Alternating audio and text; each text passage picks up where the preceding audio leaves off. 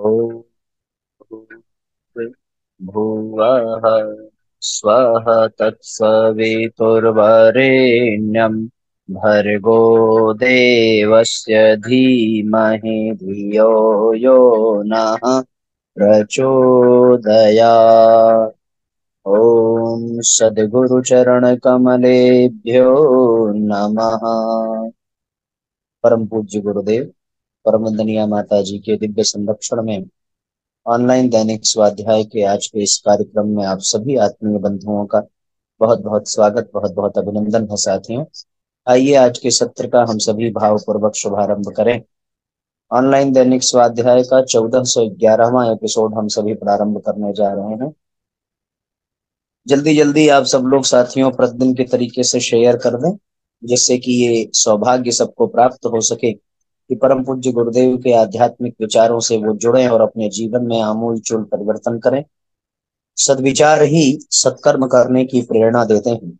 सद्ज्ञान ही जीवन के सभी दुख और कष्टों को दूर करते हैं।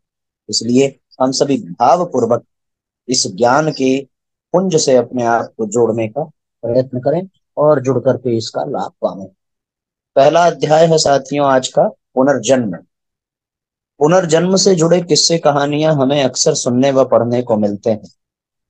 कई बार हमारे आसपास भी ऐसी घटनाएं घटती हैं जिन पर हमें विश्वास नहीं होता। हमें भले ही विश्वास हो या न हो, पर यह सत्य है कि शरीर की मृत्यु के पश्चात भी जीवात्मा का अस्तित्व बना रहता है और मृत्यु के उपरांत जीवात्मा पुनः नूतन शरीर प्राप्त कर नया जीवन धारण करती है। अर्थात जीवात्मा पुनः जन्म लेती है। नया जीवन या नया शरीर धारण करने के बाद कभी कभी किसी व्यक्ति को अपने पूर्व जन्म की घटनाएं याद आने लगती हैं और उन घटनाओं को सुनकर हम आश्चर्य से भर उठते हैं। पुनर्जन्म की एक ऐसी ही रोचक व आश्चर्यजनक घटना उत्तर प्रदेश के एक गांव की है। दरअसल उस छोटे से गांव में जन्मे अनिकेत की बातें उसके माता पिता ही नहीं, बल्कि दूसरों को भी यह मानने को मजबूर करती हैं कि अनिकेत का पुनर्जन्म हुआ था। वर्षों पूर्व उत्तर प्रदेश के उस छोटे से गांव में जन्मे अनिकेत को बचपन से ही हनुमान जी के प्रति विशेष अनुराग था। एक बार जब उसके पिताजी बाजार से हनुमान जी का चित्र लेकर आए थे, तब उस चित्र को देखकर अनिकेत बहुत प्रसन्न हुए। तब अनिकेत मात्र 6 वर्ष के थे। उस चित्र को देखते ही अनिकेत के मुख से हनुमान जी से संबंधित कई मंत्र प्रस्फुटित होने लगे। वह हनुमान जी के चित्र को सामने रखकर बिना चालीसा देखे ही हनुमान चालीसा, बजरंग बाण व हनुमान जी की आरती आदि का पाठ करने लगा। ये देखकर उसके माता पिता भी आश्चर्यचकित थे। अनिकेत को उन्होंने कभी हनुमान चालीसा पढ़ना नहीं सिखाया, उसे लेकर कभी हनुमान मंदिर भी नहीं गए, वह न ही उसे हनुमान जी का कभी चित्र दिखाया। फिर भी पहली बार में ही हनुमान जी का चित्र देखकर उन्हें पहचान लेना और उनकी स्तुति करना, ये सब अनिकेत के माता पिता के लिए किसी अबूझ पहेली से कम न था। समय के साथ धीरे धीरे अनिकेत को अपने पिछले जन्म की घटनाएं एक एक करके याद आने लगी। अब अनिकेत 10 वर्ष का हो चुका था।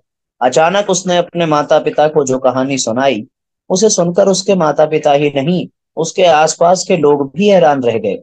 अनिकेत अचानक अपना नाम अमोल बताने लगा और अपना घर फैजाबाद के एक छोटे से गांव में बताने लगा और साथ ही वह वहां जाने की जिद भी करने लगा। उसने बताया, मेरा घर फैजाबाद के पास एक गांव में था। मेरे पिता किसान थे और हनुमान जी के परम भक्त थे। वे अक्सर अयोध्या के हनुमानगढ़ी मंदिर जाया करते थे। वहां से हनुमान जी का चित्र लाकर वे घर में हनुमान जी की नित्य उपासना किया करते थे। पिताजी के साथ मैं भी हनुमान चालीसा का पाठ किया करता था।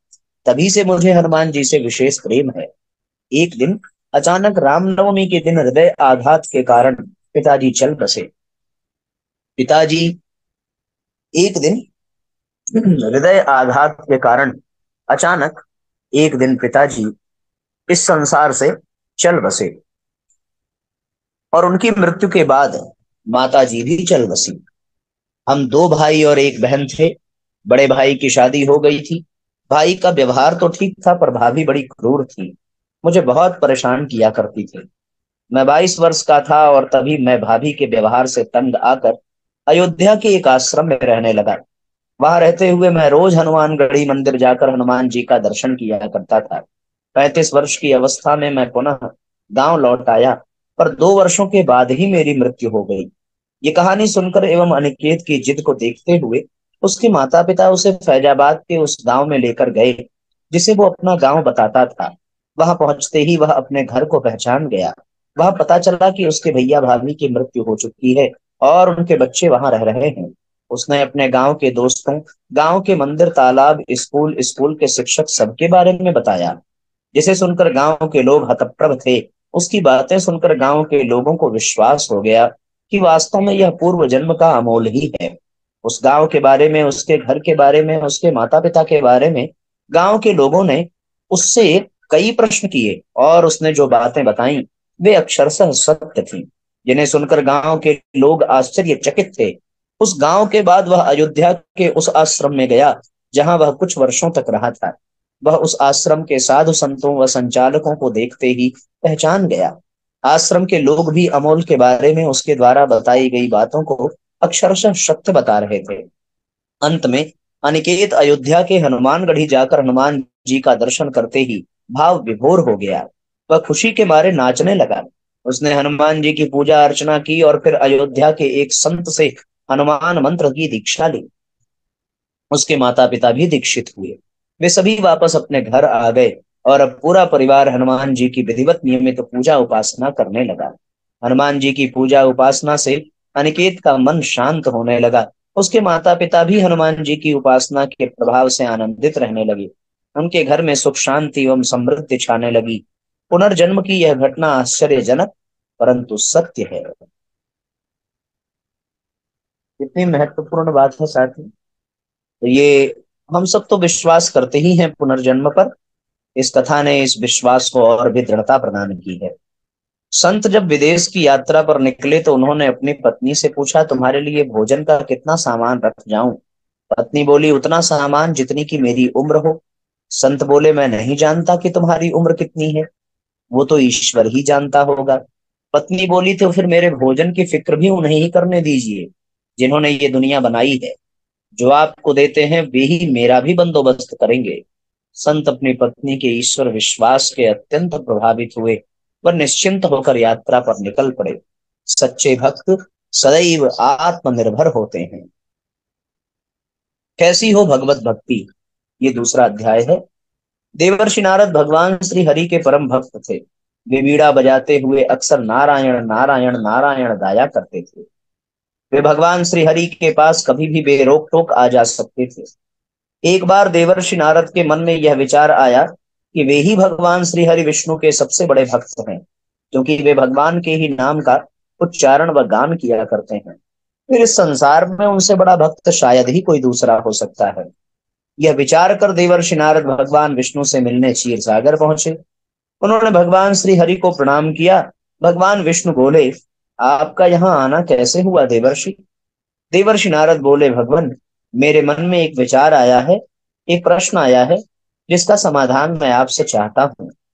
भगवान बोले, हाँ क्यों नहीं, आपका प्रश्न क्या है देवर्षि? तब देवर्षि नारद कहने लगे, हे भगवान, मैं ये जानना चाहता हूँ कि इस संसार में आपका सबसे बड़ा भक्त कौन है?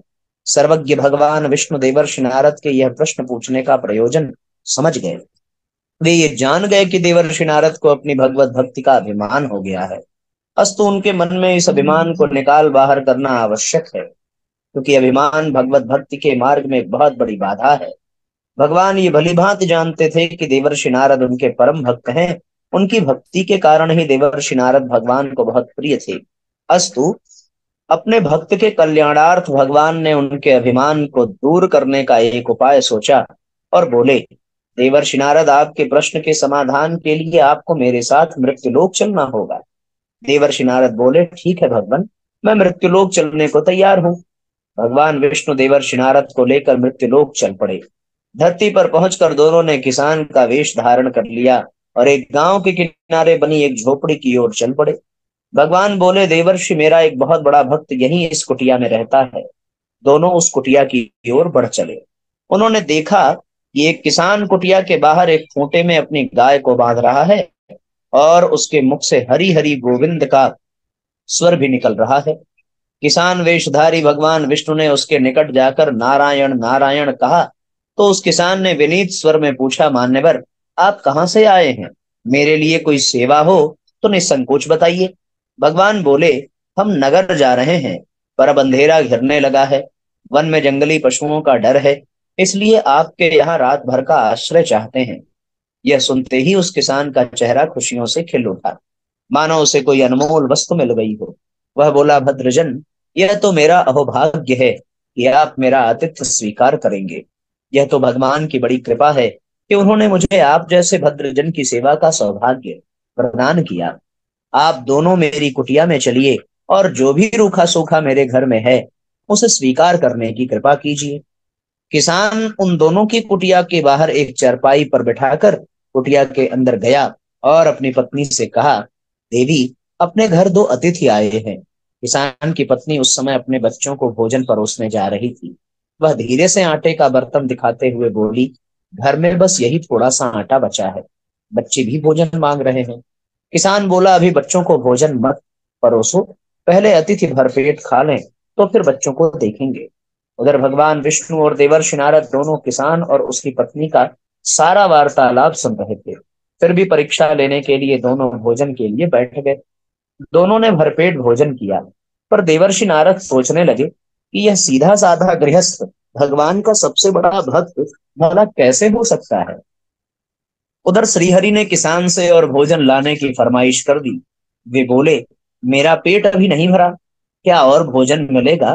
किसान रसोई में गया और जाकर पत्नी से पूछा, कुछ और भोजन बचा है क्या? पत्नी बोली, अब तो भोजन और आटा भी समाप्त हो चुका है, बच्चों के लिए भी रोटियां या आटा नहीं बचा है। हम दोनों ने भी अभी भोजन नहीं किया है, पर हाँ, बच्चों के लिए मैंने कांजी बनाई है, बस वही शेष है। किसान ने कहा, चलो उन्हें कांजी ही पीने को देते हैं, जिससे वे दोनों तृप्त हो सकें।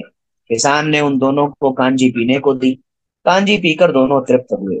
उस किसान के दिव्य भाव को देखकर दोनों आह्लादित हुए। उस रात किसान और उसके परिवार को भूखे ही सोना पड़ा।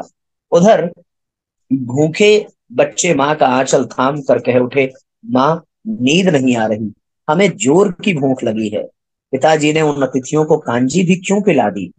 किसान ने बच्चे के सिर पर हाथ फेरते हुए कहा, पुत्र, अतिथि को भोजन कराना स्वयं भगवान श्री हरि विष्णु को भोग लगाने के समान है।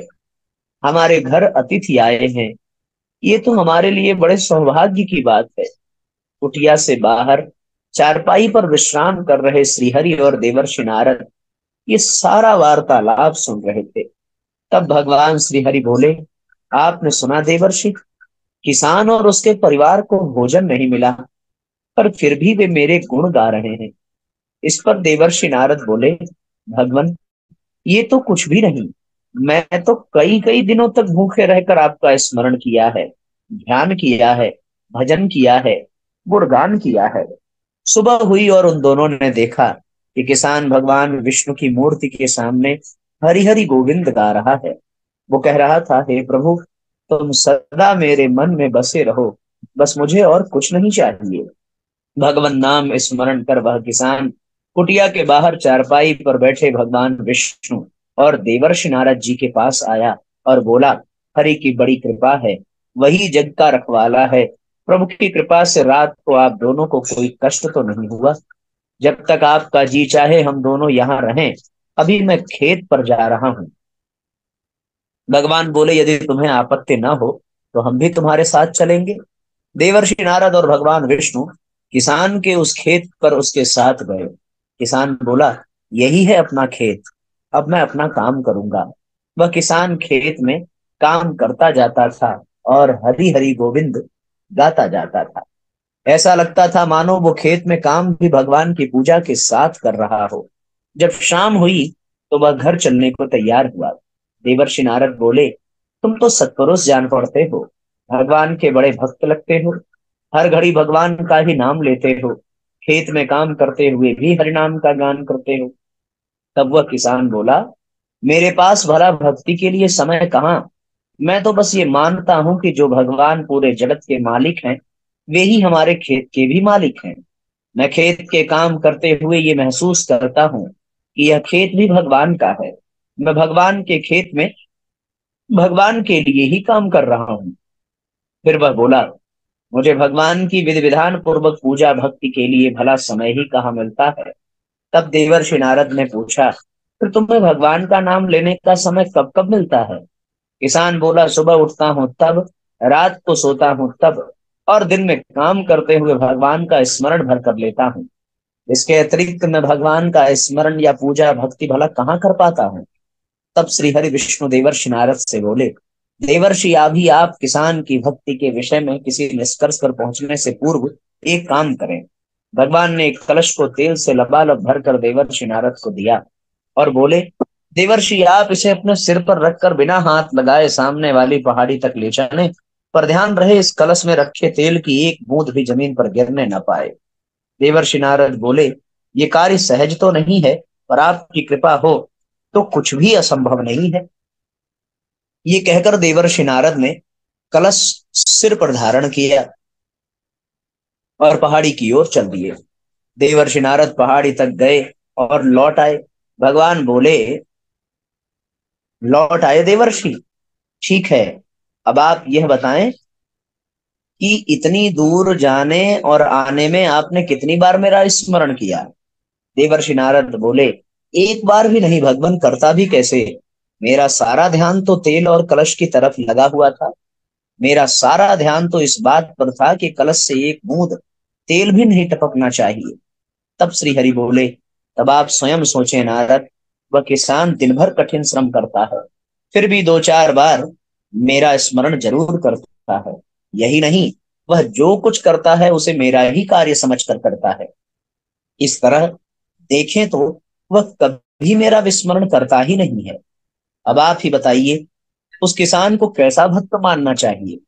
श्रीहरि भगवान विष्णु की बातें सुनकर और किसान की भगवत भक्ति को देखकर देवर्षि नारद के अंतः चक्षु खुल गए।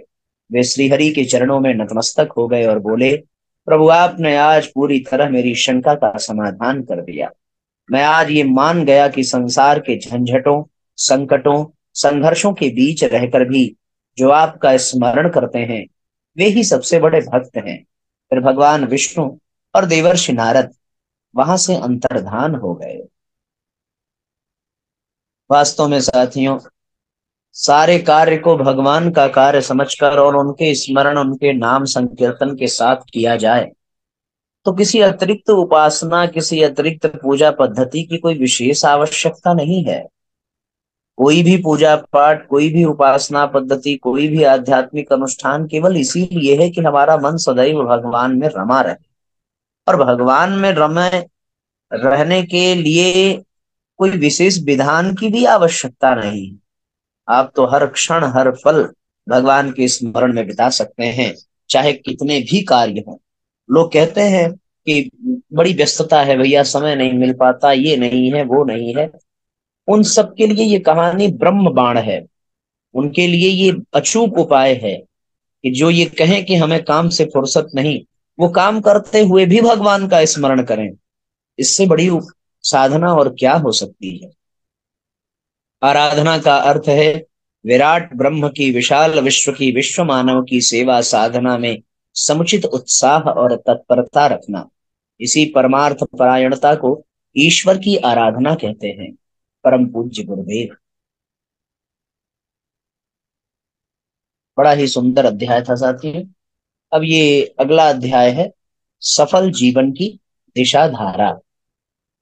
आइए इसको हम सभी भावपूर्वक सुने, देखें और इसको भी पढ़ें। सफलता हर व्यक्ति का जन्म सिद्ध अधिकार है। जीवन के विभिन्न क्षेत्रों में उपलब्धियों से मिलकर सफलता बनती है, जिसके साथ जीवन में संतुष्टि का भाव भी जुड़ा होता है। इसके साथ एक ऐसी विरासत को अगली पीढ़ी के लिए छोड़ना भी सफलता का हिस्सा है, जिसमें एक श्रेष्ठ जीवन के प्रेरक महक विद्यमान हो।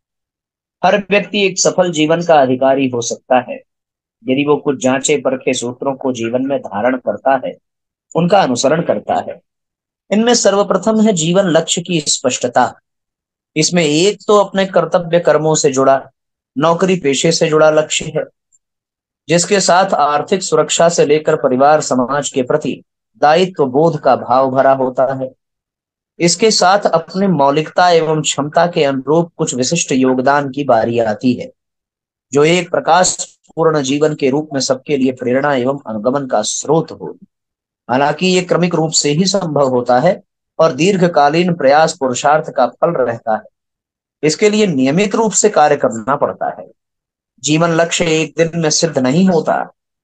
इसके लिए नियमित रूप से कार्य करना पड़ता है। कार्य कितना भी बड़ा क्यों न हो, शुरुआत छोटे छोटे कदमों से करनी पड़ती है।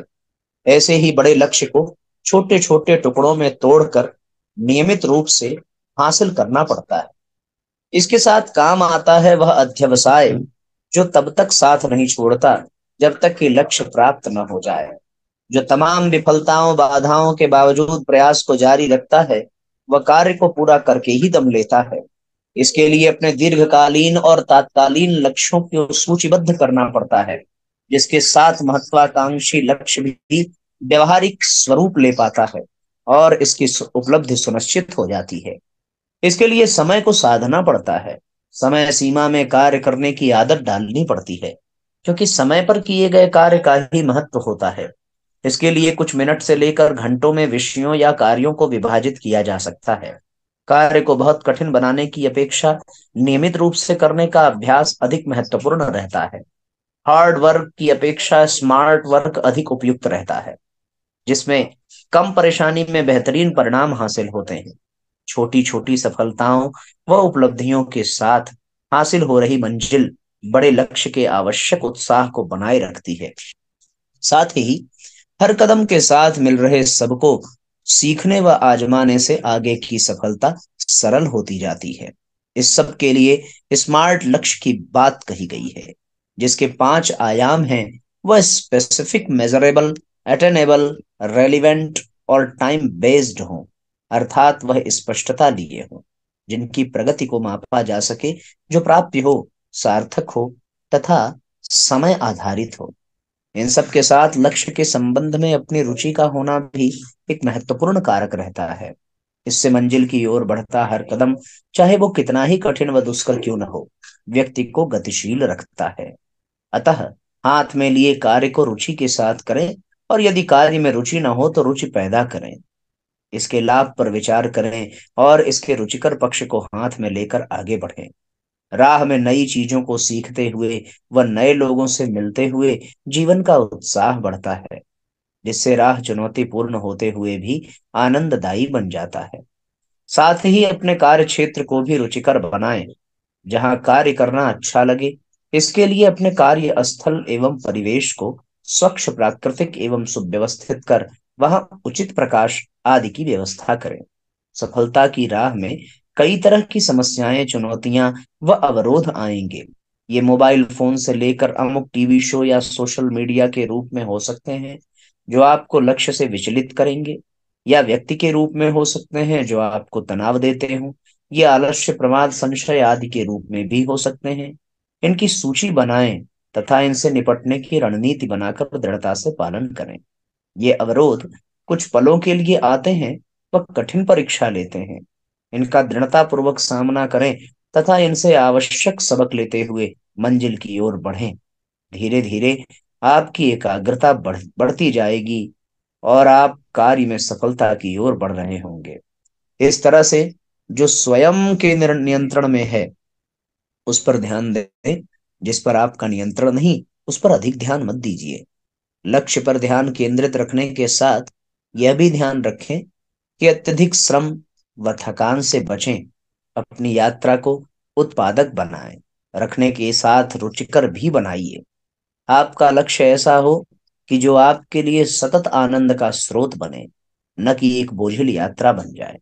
ऐसे में ये चुनौतीपूर्ण होने के बावजूद आपकी यात्रा के रोमांच को बनाए रखेगा।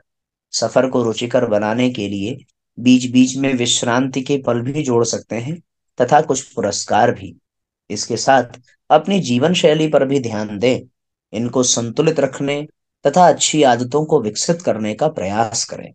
समय पर सोने, जागने का जागने की आदत, उचित समय व तनाव प्रबंधन, वाणी व्यवहार का संयम तथा आपसी रिश्तों में मधुरता आदि पर कार्य करें। नियमित रूप से आत्म विश्लेषण करें तथा अपनी मौलिकता को पहचानें, इसे तराशें तथा विकसित करें। इसी के इर्द गिर्द जीवन की सफलता तथा विरासत को निर्धारित करें। इधर उधर भटकने के बजाय अपनी अंतर्वाणी को सुने, अपने गुरु के वचनों को याद रखें तथा अपने स्वधर्म पर अडिग रहें। इन सूत्रों के आधार पर जीवन के बाह्य आंतरिक सभी पक्ष सधेंगे और समय के साथ समग्र सफलता का मार्ग प्रशस्त होगा। कितना स्वर्णिम सूत्र है साथियों, जिसके माध्यम से हम सभी अपने जीवन को सफल बना सकते हैं, सार्थक बना सकते हैं। इन बिंदुओं को गहराई से हमें आत्मसात करना चाहिए। पहले तो हम अपना लक्ष्य निर्धारित करें, अपने लक्ष्य की स्पष्टता, और वो लक्ष्य ऐसा हो जिससे हम आर्थिक रूप से सुरक्षित हों, अपने परिवार अपने समाज के प्रति अपने दायित्व को निभाने का प्रयत्न करें, और कुछ अतिरिक्त विशिष्ट योगदान भी समाज में हम देने का प्रयत्न करें, सहयोग करें, सबका साथ दें, धर्म कार्यों में रुचि हो। जीवन लक्ष्य को एक दिन में नहीं पाया जा सकता, उसके लिए नियमित परिश्रम करना पड़ता है। तो अपने कार्यों को छोटे छोटे टुकड़ों में बांट दीजिए, छोटे छोटे समय में बांट दीजिए, और प्रतिदिन एक लक्ष्य निर्धारित करके छोटे छोटे समय में बात करके उसको करने का प्रयास करें। लक्ष्य भी दो तरह के, एक तो तात्कालिक, एक दीर्घकालिक। तो प्रायोरिटी हमें किसको देनी है और उसके लिए कौन सा काम करना है, उसको जो है पहले करने की आवश्यकता है। धीरे धीरे हम इन सूत्रों को अपना करके स्मार्ट वर्क करने की कोशिश करें, हार्ड वर्क नहीं। ऐसा कार्य जो थोड़ा परिणाम उसका अच्छा हो।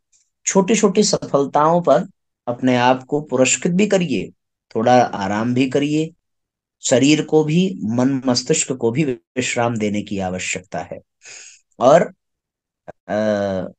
स्मार्ट कार्य के लिए 5 सूत्र बताए गए, स्पेसिफिक, मेजरेबल।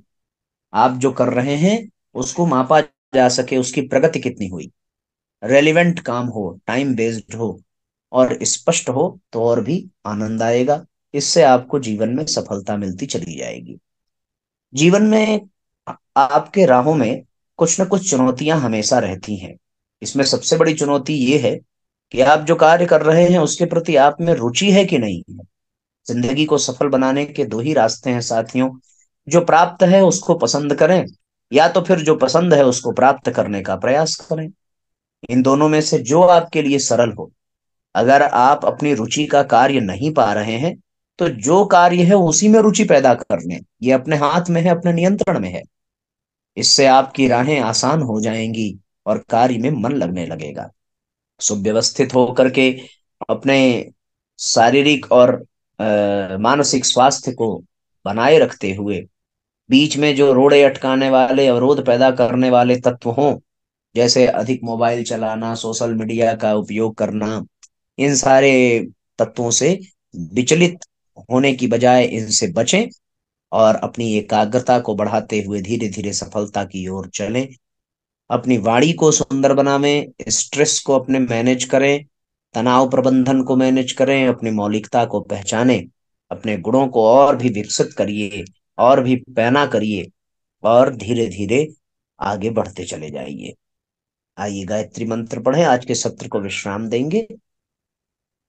पूज्य गुरुदेव की कुछ पंक्तियां, कि अगले दिनों संसार का एक राज्य, एक धर्म, एक अध्यात्म, एक समाज, एक संस्कृति, एक कानून, एक आचरण, एक भाषा और एक दृष्टिकोण बनने जा रहा है। इसलिए जाति, भाषा, देश, संप्रदाय आदि की संकीर्णताएं छोड़ें और विश्व मानव की एकता की, वसुधैव कुटुंबकम की भावना स्वीकारने की मनोभूमि बनाएं। ओम भूर्भुवः स्वः तत्सवितुर्वरेण्यं भर्गो देवस्य धीमहि धियो यो नः प्रचोदयात्। सभी आत्मीय बंधुओं को बहुत बहुत प्रणाम। सबका कल्याण हो साथियों, सबका उद्धार हो। कल हम लोग फिर ठीक 8 बजे स्वाध्याय में मिलेंगे। तब तक के लिए जय राम जी की शुभ रात्रि। शेयर करना बिल्कुल ना भूलें, जिससे सबको स्वाध्याय का लाभ मिले।